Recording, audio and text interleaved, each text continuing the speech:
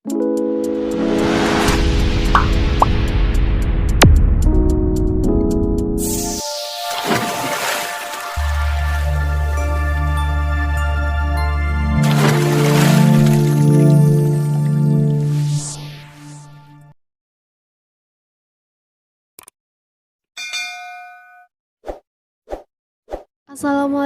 warahmatullahi wabarakatuh.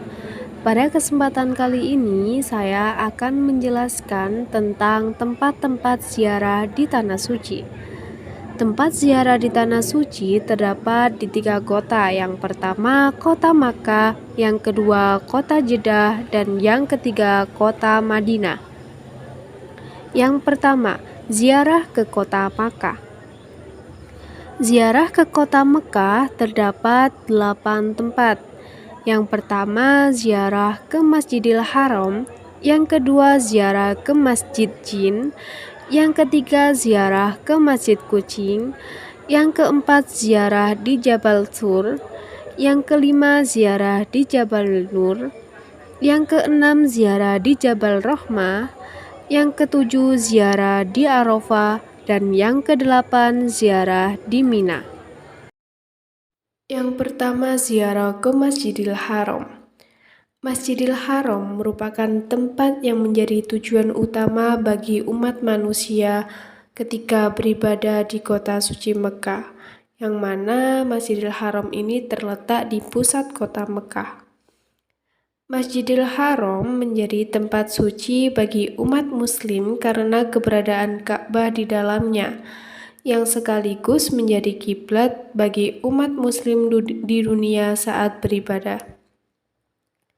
Di Masjidil Haram, orang yang beribadah haji akan melakukan tawaf dan sa'i yang menjadi rangkaian dalam ibadah. Masjidil Haram tak hanya ramai saat musim haji saja, akan tetapi penduduk sekitar juga sering sholat di masjid terbesar di dunia ini. Bahkan untuk mengakomodasi peningkatan jamaah haji tiap tahunnya, Masjidil Haram terus melakukan perluasan agar kegiatan beribadah menjadi semakin nyaman. Hadis riwayat Muslim mengatakan bahwa tak perlu kau berpayah-payah mengadakan perjalanan kecuali untuk mengunjungi 3 masjid.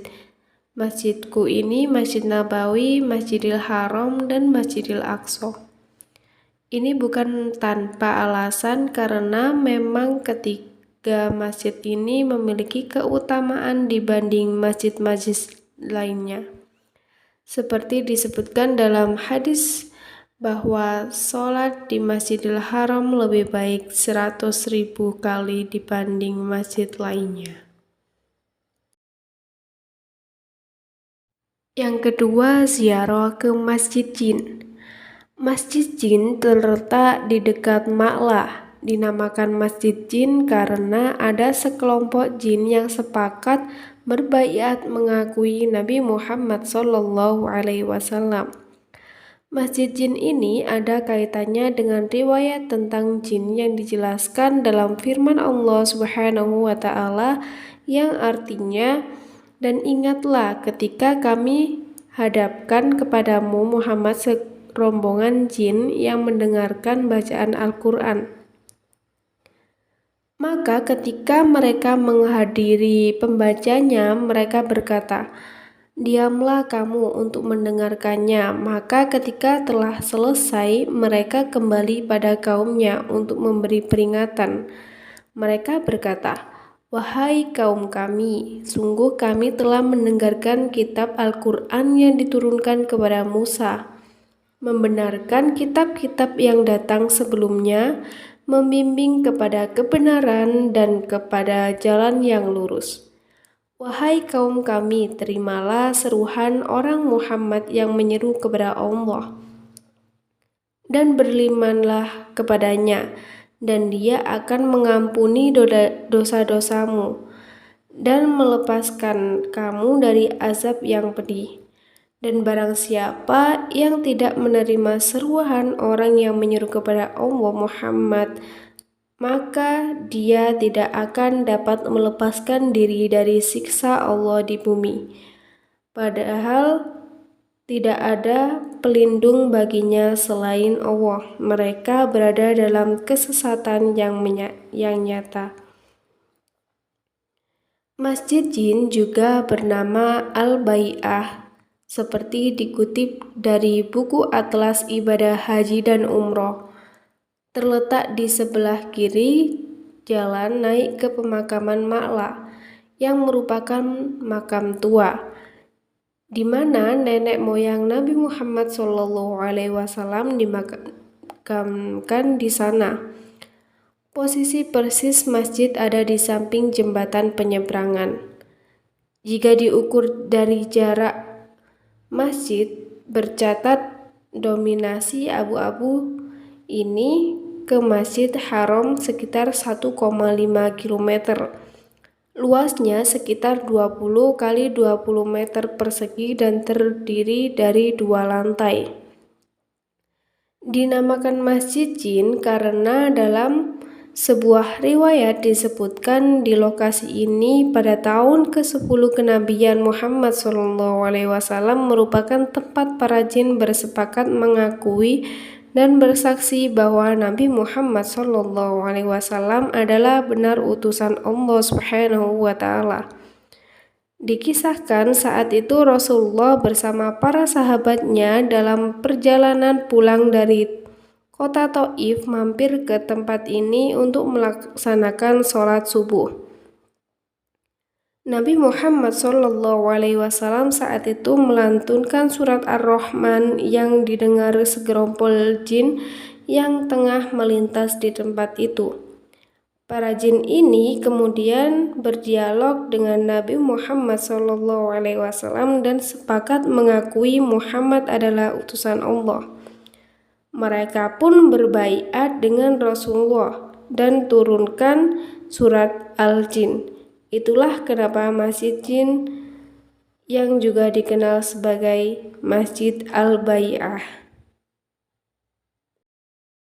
Yang ketiga, Masjid Kucing. Ternyata penamaan Masjid Kucing juga dikenal sebagai Masjid Abu Hurairah, yang mana terkait dengan kecintaan Abu Hurairah yang membangun masjid ini terhadap kucingnya. Ia memelihara dan menyayangi kucingnya dengan sepenuh hati. Masjid ini letaknya juga tidak jauh dari Masjid Jin, masjid di sekitar pemakaman Ma'la.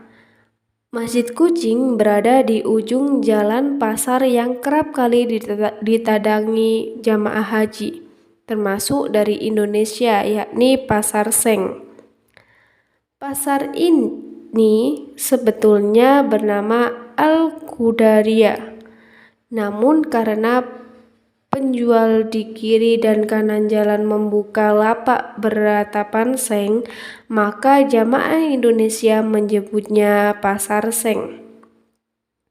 Jika memiliki kesempatan menginjak kaki di tanah haram, kita tidak akan lupa berziarah ke Masjid Kucing. Yang keempat, Gua Thur di Jabal Thur.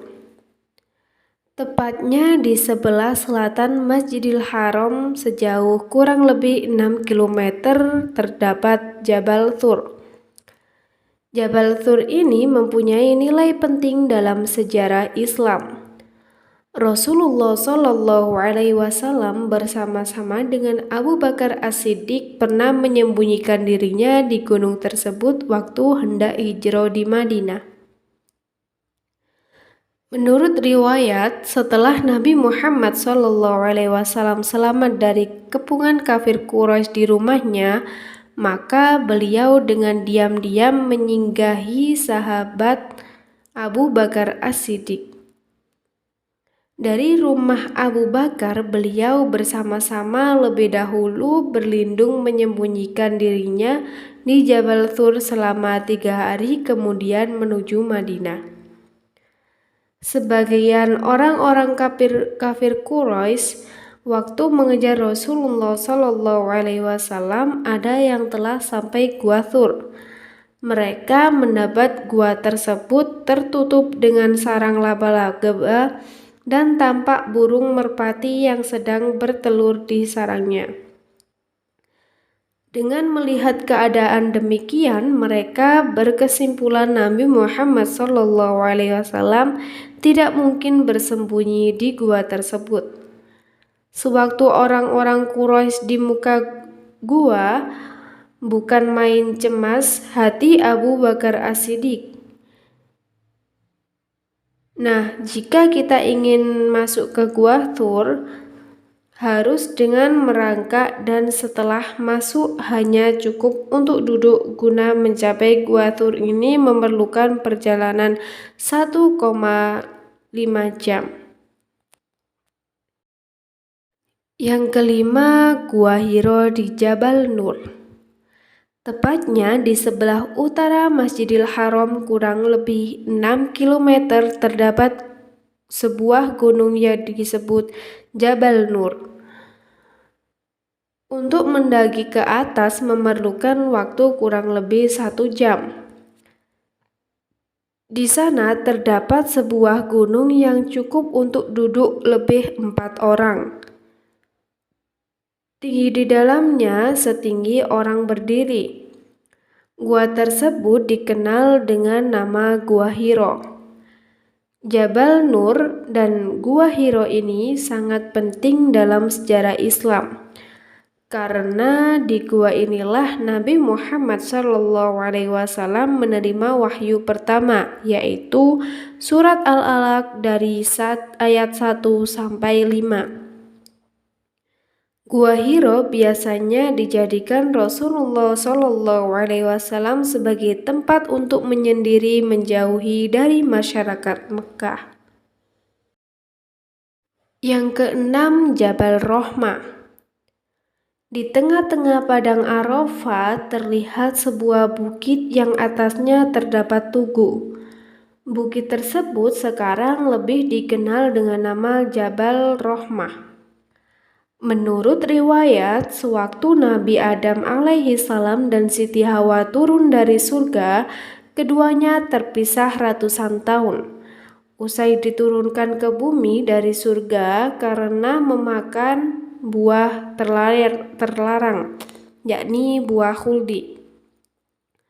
Meski ulama Saudi sendiri sudah menegaskan ziarah ke Jabal Rahmah bukan hal yang disunahkan, apalagi dijadikan dalam melaksanakan rukun haji dan umroh.